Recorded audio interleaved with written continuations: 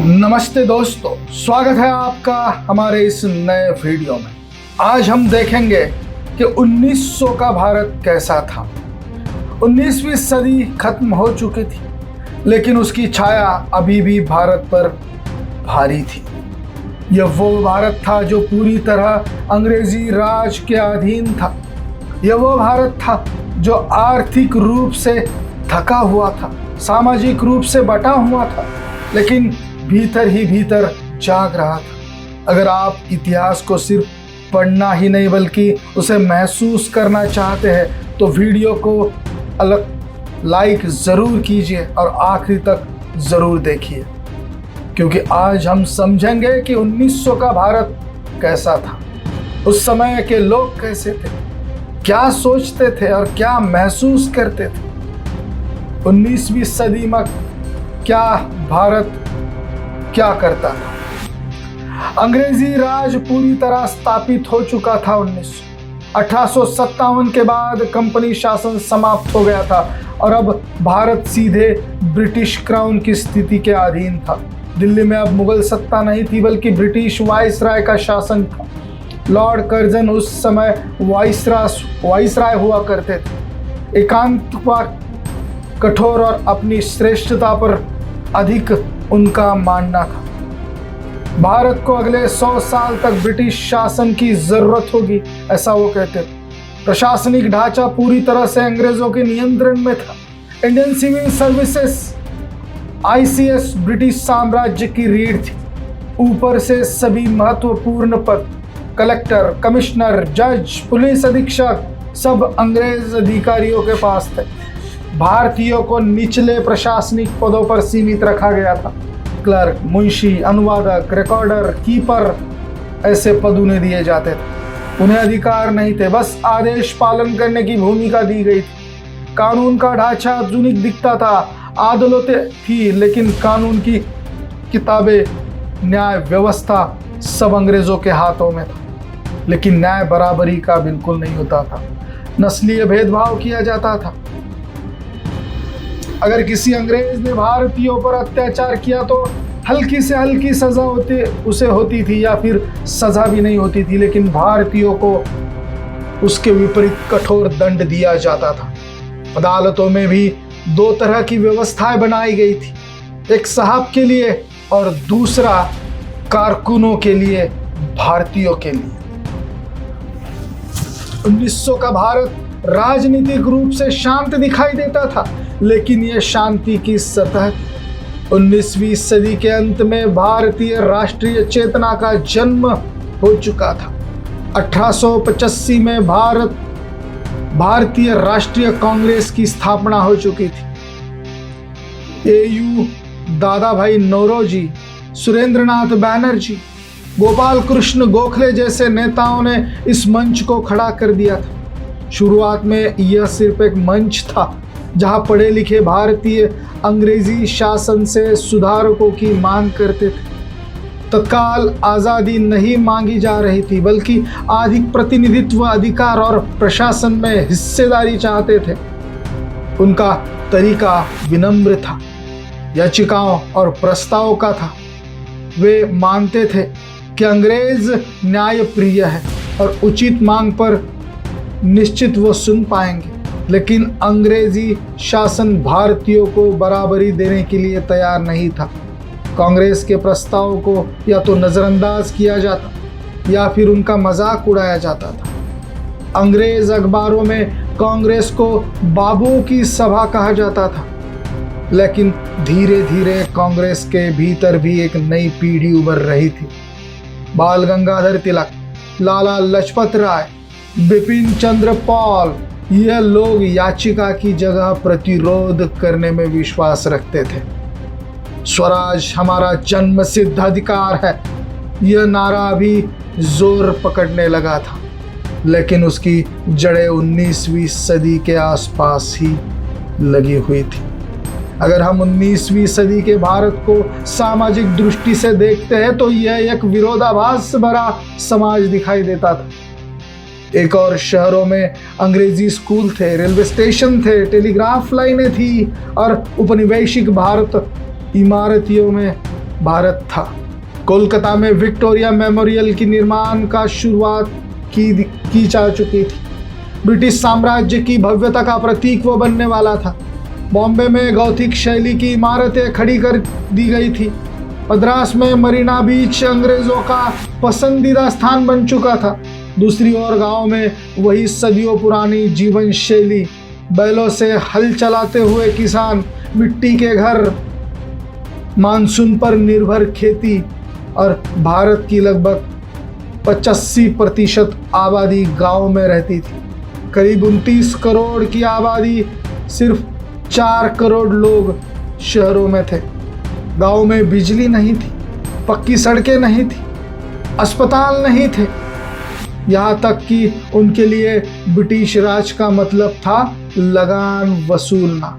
Police और अदालत, बाकी सब कुछ वैसा ही था जैसा उनके बाप दादा के ज़माने से चलता आ रहा था। खेती अभी भी अर्थव्यवस्था की रीढ़ थी, लेकिन किसान सुरक्षित नहीं थे। लगान की दरें बहुत बढ़ाई दी गई थी। रैयतवारी और जमींदारों दोनों की व्यवस्थाओं में किसान पीसता रहता था। फसल खराब हो जाती थी, फिर भी लगान देना ही पड़ता था।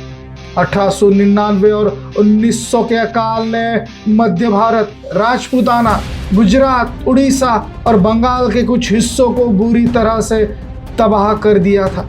लाखों लोग भूखमरी का सामना कर चुके थे। सरकारी आंकड़ों के अनुसार करीब 10 लाख लोगों की मौत हो चुकी थी, लेकिन असल संख्या इससे कई ज़्यादा गुना मानी जाती है।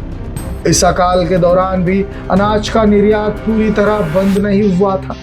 गेहूं, चावल और दालों के बंदरगाह से जहाज़ों में भर भर कर लंदन और अन्य ब्रिटिश उपनिवेशकों को भेजी दी जा रही थी। शासन का मूल सिद्धांत स्पष्ट था। भारत साम्राज्य के लिए संसाधन प्रदान करेगा, चाहे उसकी अपनी जनता को भूखा मरना पड़े और कितनी भी कीमत चुकानी पड़े। 1900 के आसपास भारत की अर्थव्यवस्था उपनिवेशिक ढांचे में पूरी तरह ढल चुकी थी। भारत कच्चा माल निर्यात कर रहा था। कपास, जूट, चाय, नील, अफीम, गेहूं, चमड़ा, इन सब चीजें निर्यात की जाती थी। बदले में ब्रिटेन से तैयार माल आता था। कपड़ा, मशीनें, रेल का सामान, धातु के उत्पाद, यह सब व्यापार असमान चलता था। भारतीय उद्योग सीमित थे। पारंपरिक कारागिर वर्ग पहले ही कमजोर हो चुका था। मशीनी कपड़े के आने से हाथ कर बुनकर बर्बाद हो गए थे। लखनऊ, मुर्शिदाबाद, ढाका, सूरत जैसे पुराने व्यापारिक केंद्र अपनी चमक खो चुके थे। शहरों में कुछ मिले और कुछ कारखानों के खुल जाने से अहमदाबाद में कपड़ा मिल चल गई थी।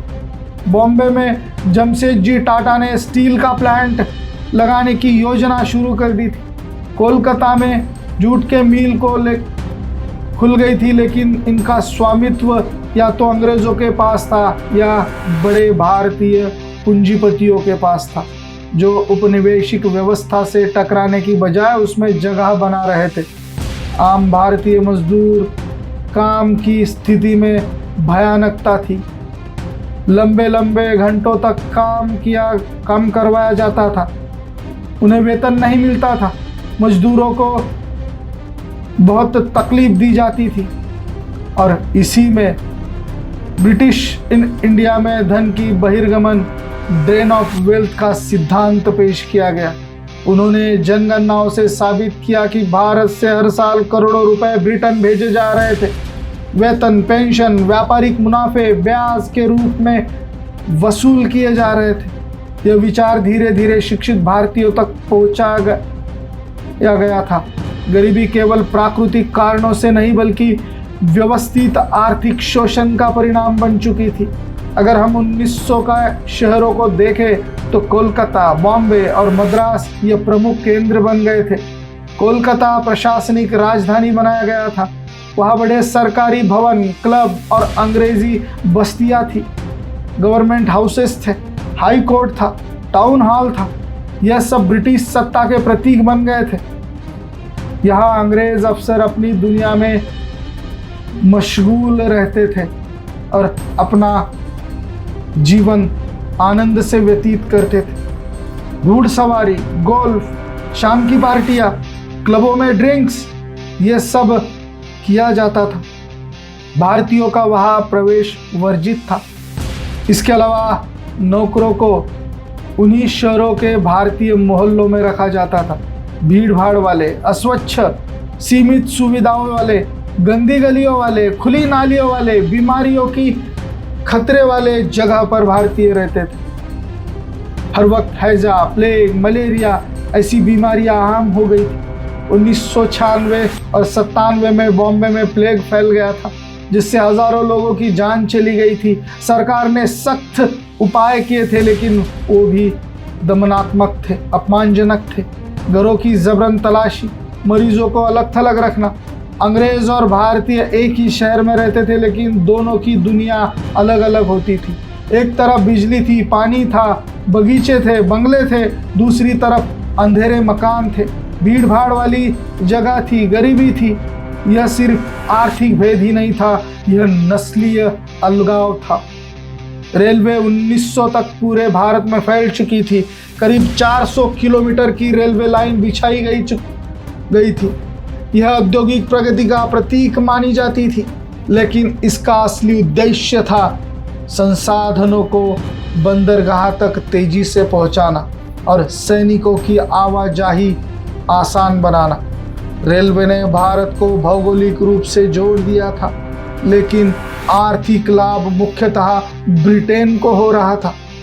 रेल लाइनें गांव के बीच से गुजरती थी, लेकिन गांव वाले ट्रेन का टिकट खरीद नहीं सकते थे, वो इतना महंगा कर दिया गया था। सामाजिक दृष्टि से 1900 का भारत परिवर्तन के दौर में था। सामाजिक सुधार आंदोलन चल रहे थे। राजा मनमोहन रॉय, ईश्वर चंद्र विद्यासागर, महादेव गोविंद राणा, स्वामी दयानंद सरस्वती, स्वामी विवेकानंद जी जैसे सुधारकों ने समाज में हलचल पैदा की थी। बाल विवाह, सती प्रथा, विधवा पुनर्विवाह, छुआछूत, अशिक्षा जैसे मुद्दों पर चर्चा हो रही थी। कुछ कानून भी बन गए थे, लेकिन उनका असर बहुत धीमा था। धीरे धीरे वो फैल रहा था। खासकर शहरों में मिशनरी स्कूल, सरकारी स्कूल और कुछ भारतीय संस्थाओं द्वारा चलाए जाने वाले स्कूल खुल गए थे, लेकिन साक्षरता दर बहुत ही कम था। पुरुषों में करीब 10% और महिलाओं में 1%, और इससे भी कम शिक्षा का स्तर था, जो एक तरह से नया विभाजन पैदा कर रहा था।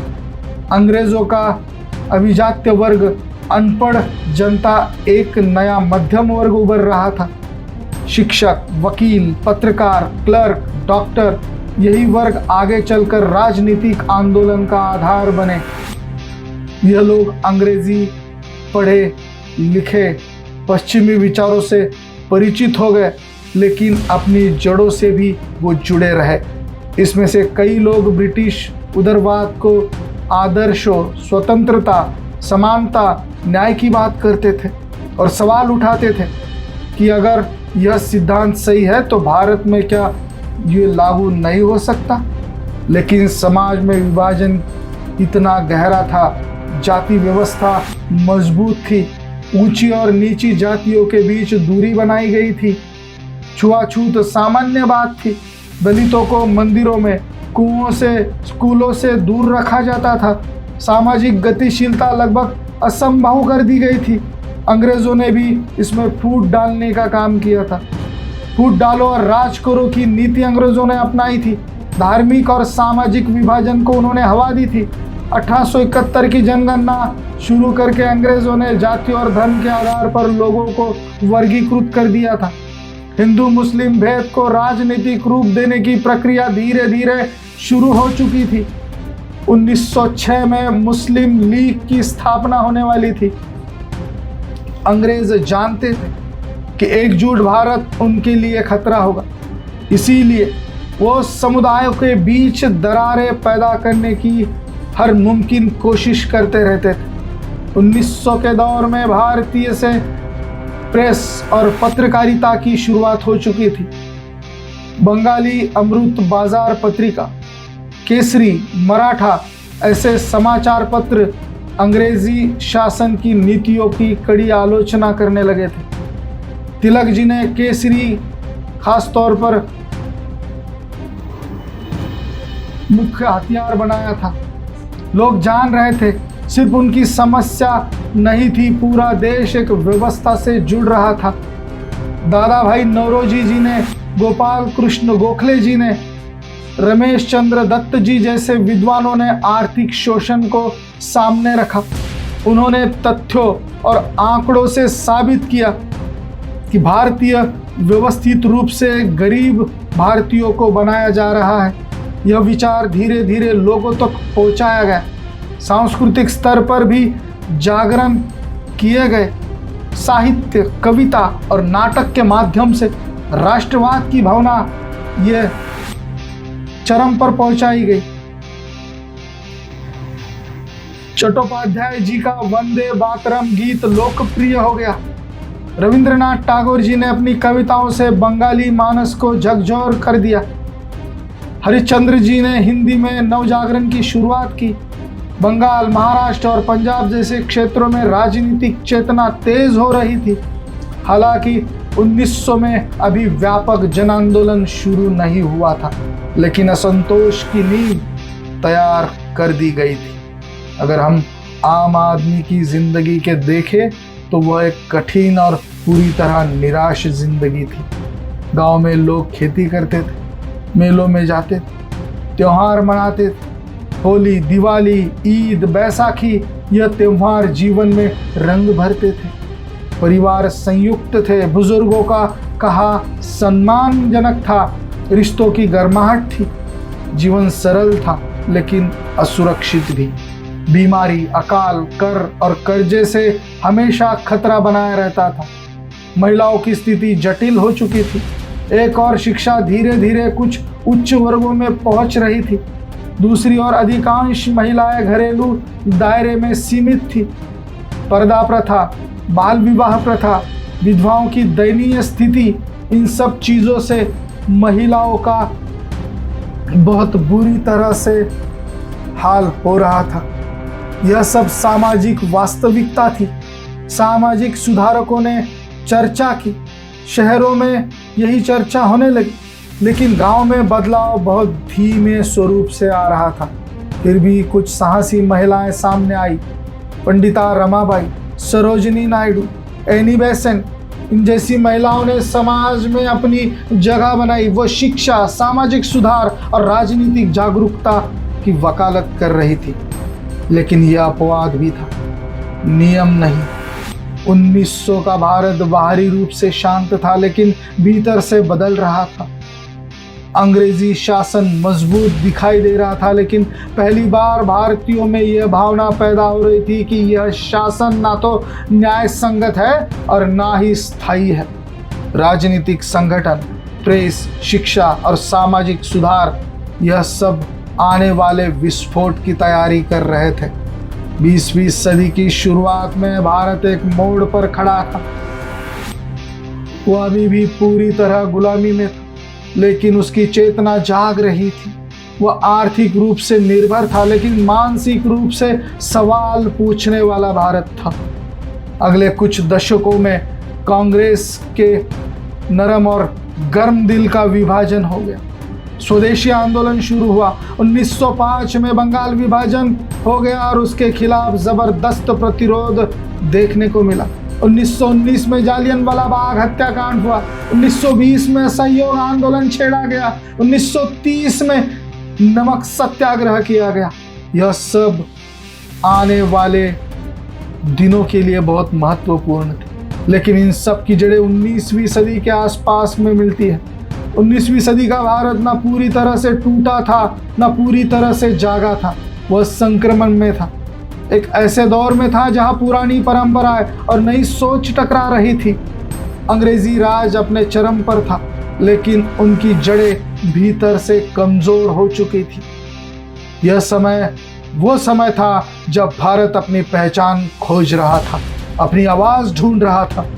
तो दोस्तों, आज हमने 1900 के भारत को देखा है, किस तरीके से हमारा 1900 का भारत था।